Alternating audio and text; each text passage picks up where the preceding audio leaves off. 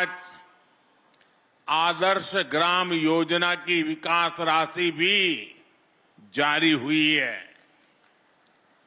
इस क्षेत्र की कनेक्टिविटी को बेहतर करने के लिए आज मध्य प्रदेश में कई बड़ी रेल परियोजनाओं को भी शुरू किया गया है। आज से रतलाम और मेघनगर रेलवे स्टेशन को आधुनिक बनाने का काम भी शुरू हो रहा है।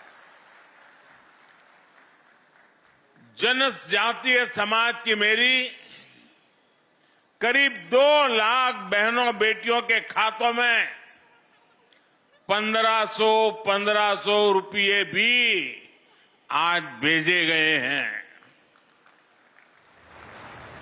एक साथ विकास के इतने सारे काम ये बता रहे हैं मध्य प्रदेश में फिर से एक बार बनाई हुई ये डबल इंजन की सरकार डबल तेजी से काम कर रही है।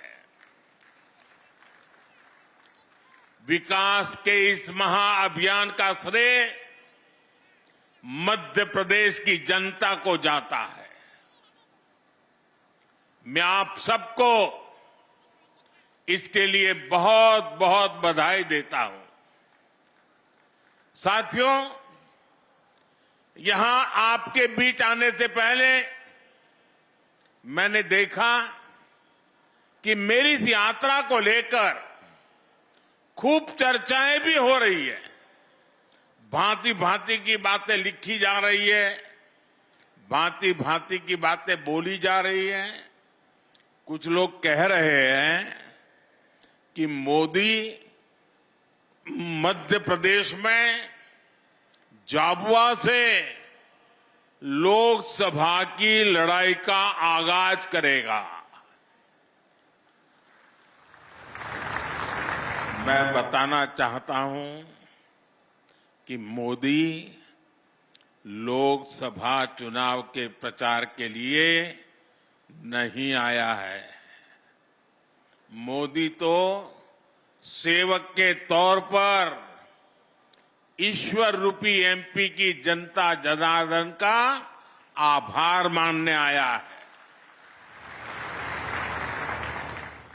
मध्य प्रदेश में विधानसभा के नतीजों से आप पहले ही बता चुके हैं लोकसभा के लिए आपका मूड क्या रहने वाला है। एमपी ने यह भी बता दिया है कि भाजपा सरकार की डबल इंजन सरकारों के प्रति जन समर्थन लगातार बढ़ रहा है। इसलिए इस बार विपक्ष के बड़े बड़े नेता पहले से ही नेता विपक्ष में बोलने लगे हैं, संसद में बोलने लगे हैं। 24 में 400 पार, 24 में फिर एक बार।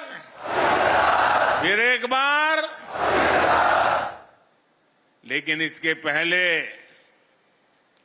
मध्य प्रदेश की जनता ने विधानसभा चुनाव में जो हमें भारी जन समर्थन किया है, हमारे इतने सारे साथियों को विजयी बनाया है। आपने हमारे पर जो विश्वास रखा है ना, मैं आज फिर एक बार गारंटी देता हूं कि इस विश्वास के अनुरूप हम दिन रात आपके लिए काम करेंगे।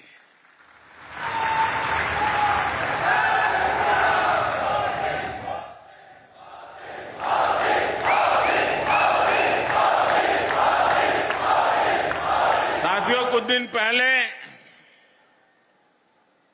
जब विपक्ष में से आवाज आई 400 पार, तो फिर मैंने कहा, देखो भाई, एनडीए की 400 पार की बात तो मैं भी सुन रहा हूं, लेकिन मैं ये भी सुन रहा हूं कि अकेला बीजेपी, अकेला कमल का निशान 370 पार करेगा। 370 पार करना चाहिए कि नहीं करना चाहिए? 370 से ज्यादा सीट आनी चाहिए कि नहीं आनी चाहिए? लेकिन लाओगे कैसे? मैं आपको एक जड़ी बूटी देता हूं, दे दूं? मैं पब्लिकली जड़ी बूटी दे रहा हूं। देखिए, आपको बस आज से यहां से जाकर के एक ही काम करना है, ज्यादा नहीं, एक ही काम। क्या काम करना है? पिछले 3 चुनाव में आपके यहां पोलिंग बूथ में क्या रिजल्ट आया था वो निकालो। पोलिंग बूथ में कमल पर कितने वोट पड़े थे उसका हिसाब निकालो। निकालोगे? 3 चुनाव का निकालोगे? फिर उसमें जिस समय सबसे ज्यादा वोट मिले हैं उसको जरा लिख लो कि इस पोलिंग बूथ में पिछले चुनाव में 3 में ये सबसे ज्यादा वोट मिले थे। लिख लोगे? जरा जवाब दीजिए, लिख लोगे?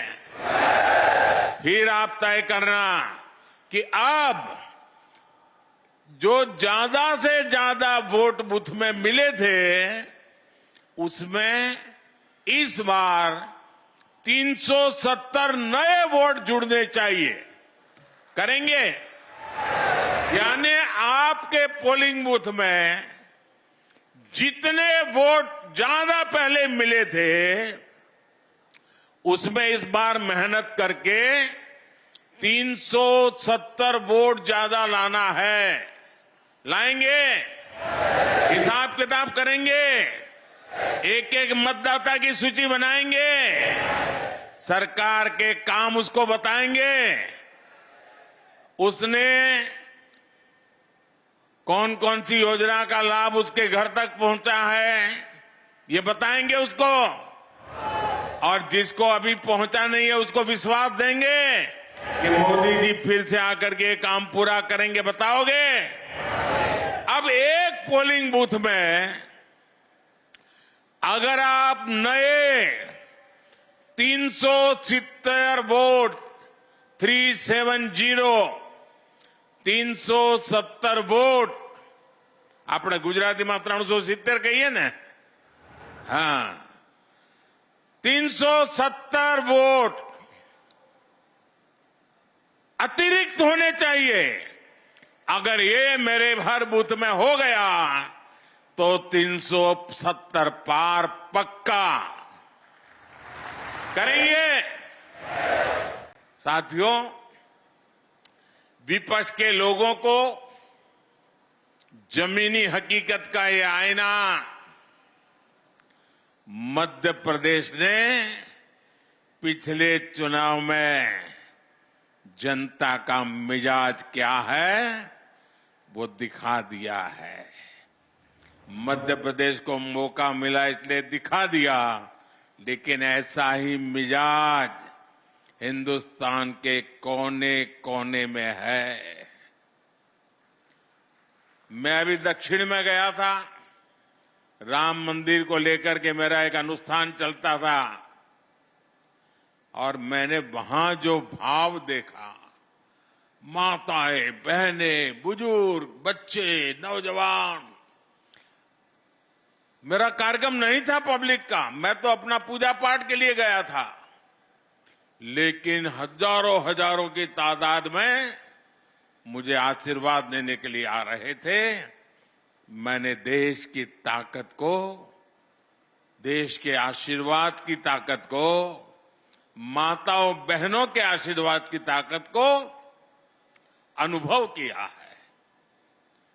मैं कल्पना नहीं कर सकता हूं कि आपके इस सेवक को आप इतना प्यार करते हैं, इतना आशीर्वाद देते हैं, शायद कितने जन्मों का पुण्य होगा, तब जाकर के मुझे आपके आशीर्वाद प्राप्त करने का अवसर आता है।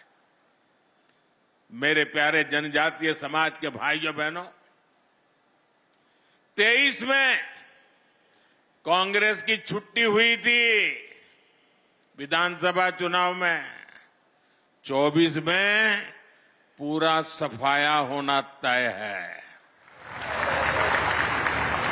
साथियों, डबल इंजन की सरकार कैसे काम करती है, मध्य प्रदेश एक उत्तम उदाहरण आज पूरे देश के सामने है।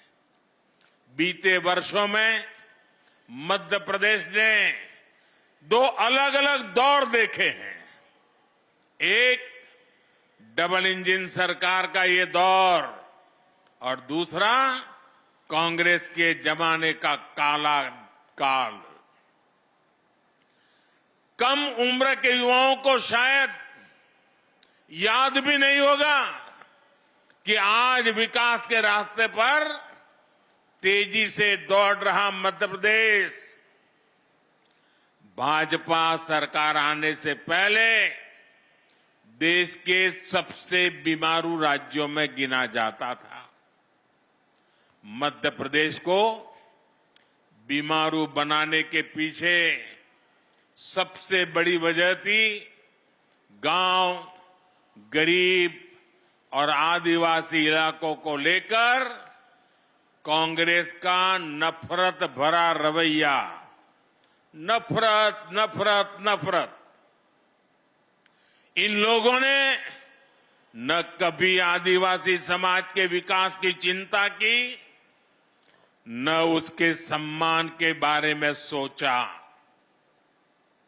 इनके लिए तो जनजातीय लोगों का मतलब केवल कुछ वोट होता था, सिर्फ वोट होता था। इन्हें गांव, गरीब, पिछड़ा की याद तब आती थी जब चुनाव की घोषणा होती थी। साथियों, ये अटल बिहारी वाजपेयी की बीजेपी सरकार थी जिसने पहली बार आदिवासी हितों के लिए नया मंत्रालय बनाया, अलग मंत्रालय बनाया, अलग बजट निकाला और आदिवासी इलाकों का विकास, आदिवासी लोगों का विकास, आदिवासी बेटे बेटियों के भविष्य के लिए पूरी व्यवस्था। ये हमारी बीजेपी की सरकार है जिसने वन उपज पर एमएसपी में रिकॉर्ड वृद्धि की। ये बीजेपी की सरकार है जिसने एमएसपी के दायरे में वन उपज की संख्या को करीब 10 से बढ़ाकर 90 के आसपास पहुंचा दिया। ये बीजेपी की सरकार है जिसने देश के आदिवासी इलाकों में वन धन केंद्र खोले हैं ताकि आदिवासी उत्पादों को नए हाट, नए बाजार मिले। भाइयों और बहनों, हमारे लिए जनजातीय समाज वोट बैंक नहीं है, हमारे लिए तो जनजातीय समाज हमारे देश का गौरव है। हमारे देश के उज्जवल भविष्य की गारंटी ये मेरा जनजातीय समाज है। आपका सम्मान भी और आपका विकास भी ये मोदी की गारंटी है। आपके सपने, आपके बच्चों के सपने, नौजवानों के सपने, ये मोदी का संकल्प है। इसलिए भगवान बिरसा मुंडा की जयंती को जनजातीय गौरव दिवस के तौर पर मनाने का फैसला मोदी सरकार ने किया। टंटिया मामा के बलिदान को याद कर आज बलिदान दिवस मनाया जाता है। उन्हीं के नाम पर आज मैं युवाओं के लिए क्रांति सूर्य टंट्या भील विश्वविद्यालय की घोषणा कर रहा हूं। आज और भी एक महत्वपूर्ण दिवस है। आज तिलक मांझी, हमारे तिलका मांझी जी, हमारे आदिवासी समाज का गौरव, उन्होंने बिहार के भागलपुर में अंग्रेज 1784 में 1784 में यानी 1857 से भी पहले हमारे तिलक मांझी जी ने भागलपुर के कमीशन किलिंगलैंड को तीर मार करके मार दिया था अंग्रेज को। आज ऐसे वीर पुरुष की जन्म जयंती भी है जब मेरा आदिवासी समाज मेरे सामने बैठा है। आज जो कार्यक्रमों की रचना हुई उसके कारण अब झाबुआ, रतलाम, खरगोन, धार और आसपास के युवाओं को, आदिवासी बच्चों को उच्च शिक्षा के लिए न गुजरात जाना पड़ेगा, न इंदौर, उज्जैन के चक्कर काटने पड़ेंगे। साथियों, गुजरात में मैंने देखा था कि आदिवासी पट्टों में स्कूलों की कमी के कारण बच्चों को स्कूल जाने के लिए कई किलोमीटर चलना पड़ता था। मैं मुख्यमंत्री बना तो इन पट्टों में मैंने स्कूल खुलवाए। मैं आपके बाजू में, यानी पता ही नहीं चलता कि मध्य प्रदेश है कि गुजरात है, यहां के गांव-गांव जाता था, भिक्षा मांगता था और घर घर जाके कहता था कि मुझे भिक्षा में वादा दो, वचन दो कि आप अपनी बेटी को पढ़ाओगे। मैं मुख्यमंत्री था। 13, 14, 15 जून 40-45 डिग्री तापमान रहता था, चारों तरफ गर्म हवाएं चलती थी। तब मैं झाबुआ के बगल में दाहोद के जंगलों में छोटे छोटे गांवों में जाकर के बेटियों को उंगली पकड़ करके स्कूल ले जाने का काम करता था। अब आदिवासी बच्चों के लिए मैं देश भर में एकलव्य आवासीय स्कूल खुलवा रहा हूं, रेसिडेंशियल स्कूल। कांग्रेस ने इतने वर्षों में, इतने साल उनको काम करने का अवसर मिला था, सिर्फ 100 एकलव्य स्कूल खोले थे, वो भी वहां जहां उनके बड़े बड़े बाबू बैठे थे। जबकि भाजपा की सरकार ने अपने 10 साल में ही इससे 4 गुना ज्यादा एकलव्य स्कूल खोल दिए हैं। एक भी आदिवासी बच्चा शिक्षा के अभाव में पीछे रह जाए, ये मोदी को मंजूर नहीं है। साथियों, हमारा आदिवासी समाज हजारों वर्षों से वन संपदा से अपनी रोजी रोटी चलाता है। कांग्रेस के समय आदिवासियों के उस अधिकार पर कानूनी पहरे लगा दिए गए थे। वन संपदा कानून में बदलाव करके हमारी सरकार द्वारा आदिवासी समाज को वन भूमि से जुड़े अधिकार लौटाए गए हैं। इतने वर्षों से आदिवासी परिवारों में सिकल सेल एनीमिया हर वर्ष सैकड़ों लोगों की जान ले रही थी। केंद्र और राज्यों में दोनों जगह कांग्रेस ने इतने वर्ष सरकार चलाई, लेकिन उन्होंने असमय मृत्यु को प्राप्त होते जनजातीय युवाओं की, बच्चों की चिंता नहीं की।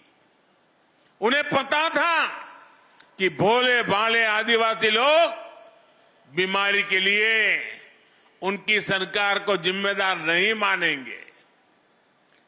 ये चुनाव का मुद्दा नहीं होता था, लेकिन साथियों, हमारे लिए वोट नहीं, आपकी जिंदगी मायने रखती है।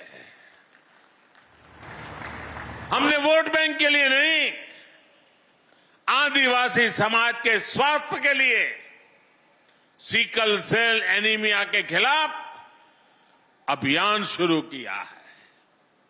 ये कांग्रेस और हमारी नीयत में फर्क बताता है। ये नीयत का फर्क ही है कि आज हमारा आदिवासी समाज सम्मान के साथ विकास की दौड़ में आगे बढ़ रहा है। ये नीयत का ही फर्क है कि हमने मध्य प्रदेश को बीमारू राज्य से विकासशील राज्य बना दिया है। साथियों, आज स्वामित्व योजना के माध्यम से लोगों को उनकी जमीन के कागजात दिए जा रहे हैं। कुछ देर पहले यहां भी 1,75,000 लोगों को स्वामित्व अधिकार पत्र दिए गए हैं। ये अधिकार पत्र नहीं, ये आपकी जिंदगी में सुरक्षा पत्र भी है। ये सिक्योरिटी की गारंटी का पर्चा है। वो सुरक्षा पत्र जिनसे हमारे परिवारों को भूमि विवादों से सुरक्षा मिलती है। वो सुरक्षा पत्र जो हमारे परिवारों को सूदखोरों के कर्ज से सुरक्षा देते हैं। आप पहले की उस स्थिति की परिकल्पना करिए जब किसी व्यक्ति को अपनी ही संपत्ति के किसी विवाद के लिए कोर्ट के चक्कर काटने पड़ते थे। 2-2 पीढ़ी कोर्ट के चक्कर काटने में ही पूरी हो जाती थी। जब किसी लोन के लिए सूदखोरों से मिन्नत करनी पड़ती थी, जब पढ़ाई के लिए किसान को जमीन बेचनी पड़ती थी। आज एक स्वामित्व योजना मेरे देश के गांव गरीब को इन सब मुश्किलों से बचाती है।